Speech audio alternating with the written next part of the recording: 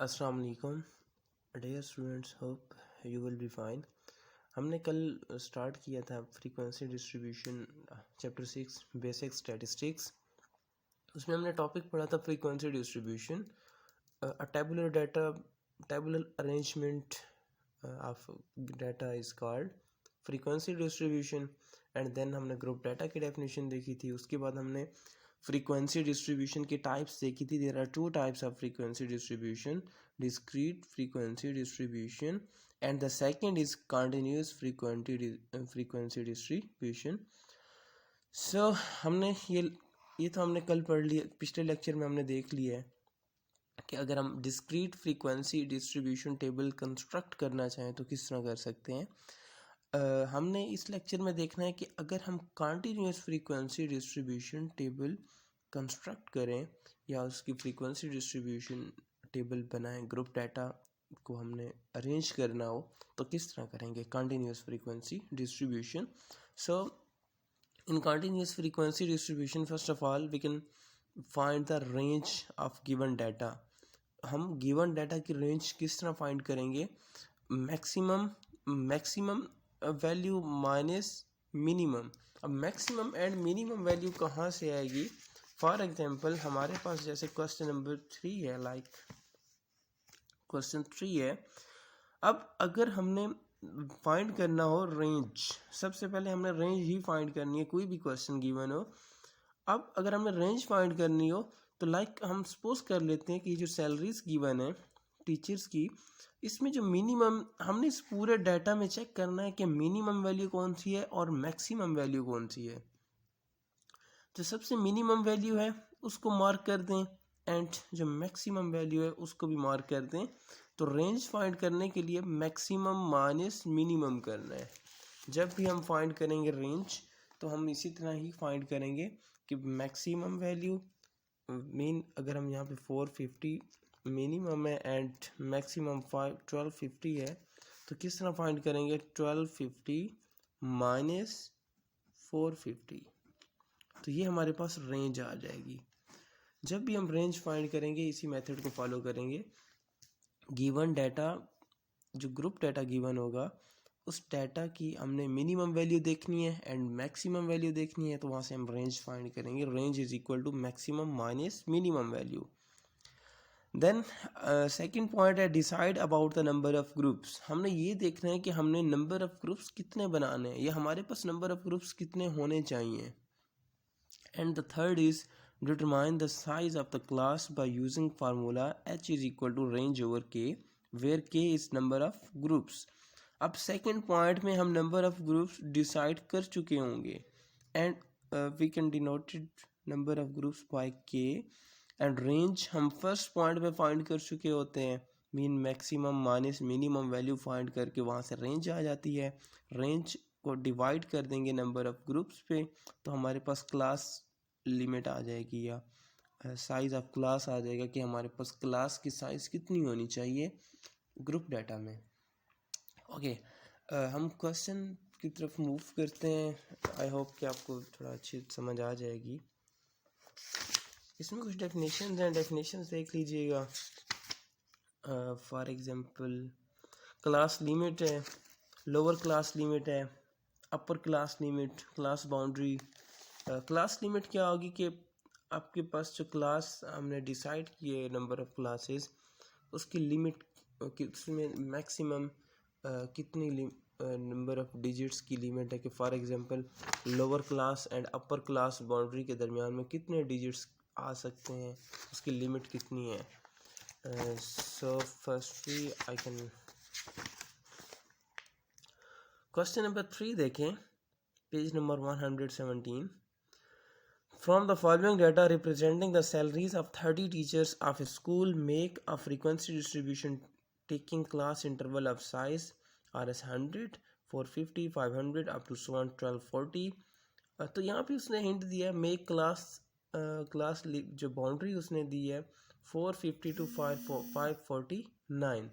Mean आपने जो class की बाउंड्रीज लेनी है, आपने जो क्लास बाउंड्री लेनी है उसकी आपने 450 टू 549 मीन आपके पास लोअर क्लास लिमिट 450 है, अपर क्लास लिमिट 549 है, तो आपके पास वन क्लास लिमिट तो ये आ जाएगी। अब आपने ये चेक करना है कि 450 एंड 549 के दरमियान में कितने टीचर्स लाई कर रहे हैं या कितने टीचर्स की सैलरी आ रही है, तो वो उसकी फ्रीक्वेंसी होगी। मीन हमारे पास इस क्लास, ये वन क्लास है, इस क्लास के में कितने टीचर्स की सैलरी लाई करती है वो उसकी फ्रीक्वेंसी होगी। फॉर एग्जांपल फ्रीक्वेंसी 5 है, सो दैट्स मीन 5 टीचर्स की सैलरी 450 टू 549 के दरमियान में आ रही है। लाइक कोई नंबर भी हो सकता है जो इन दो नंबर्स के दरमियान में लाई करेगा। And second class is 550 to 649, mean आपके पास जो सेकंड क्लास है वो 550 टू 649 के दरमियान, ये क्लास लिमिट है, ये लोअर क्लास लिमिट है, ये अपर क्लास लिमिट है, this digit is upper class limit.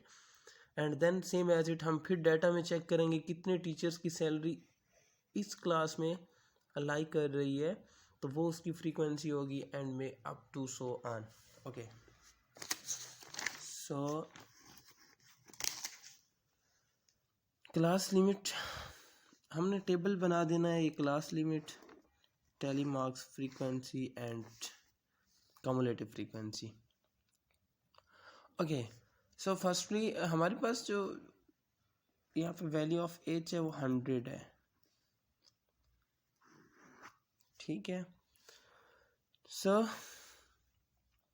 450 minus 549, अब हम सबसे पहले क्लास लिमिट डिसाइड कर लें कि क्लासेस बना रहे हैं, उसके बाद फिर हम अपने डाटा को चेक करेंगे कि कौन कौन सी सैलरीज या कौन कौन से नंबर्स इन क्लासेस में लाई कर रहे हैं, देन उनको हम डिवाइड करते जाएंगे। जो नंबर इसके दरमियान में लाई करेगा उसके भी हम टैली मार्क्स लगा देंगे and same up to so on.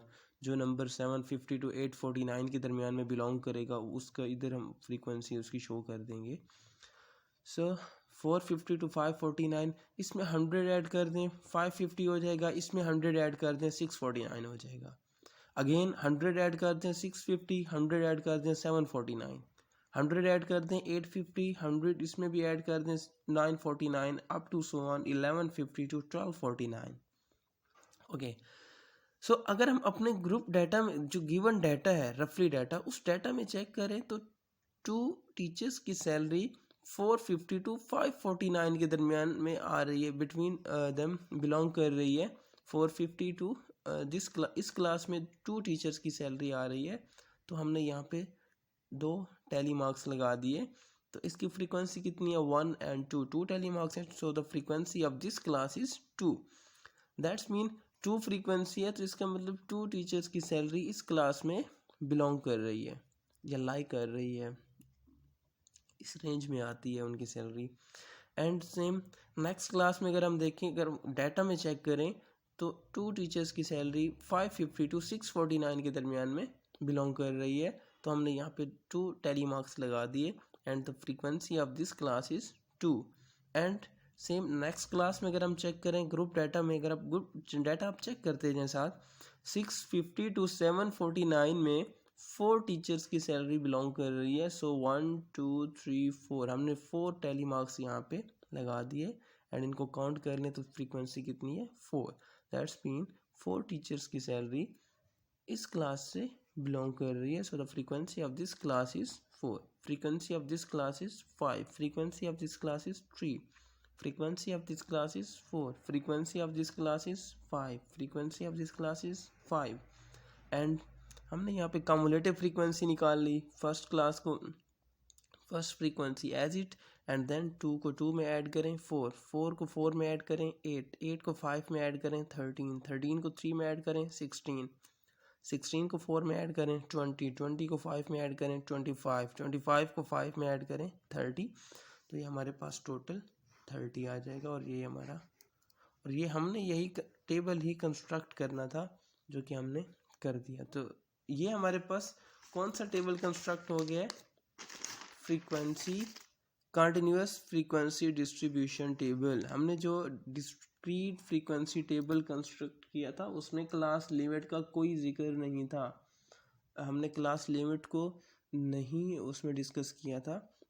So the difference between discrete frequency distribution and continuous frequency distribution mean in दोनों के दरमियान में क्या डिफरेंस है वो हमने देखा कि हम किस तरह गिवन डाटा से कंस्ट्रक्ट कर सकते हैं two different tables different method से. डिस्क्रीट फ्रीक्वेंसी टेबल है first distribution and the second is continuous frequency distribution. Okay, thank you.